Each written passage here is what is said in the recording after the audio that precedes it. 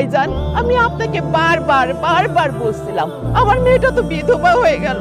ওর বিষয়ে আমি বুঝবো। আমি জানি তুমি আমার কথার কখনো অবাধ্য হবে না। তুই আমাকে কথা দে, তুই ওকে বিয়ে করবি।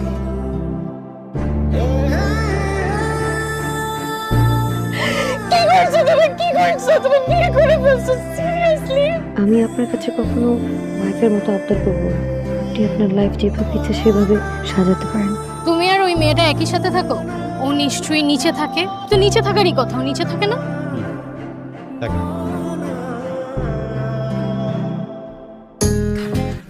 আপনি এভাবে বাইরে গিয়ে ঘুমালে বিষয়টা ভালো দেখায় না। আমার বাবা আমাকে ডিল করতে দেন। রুমের এসি কাজ করছে না, ভেতরে যা।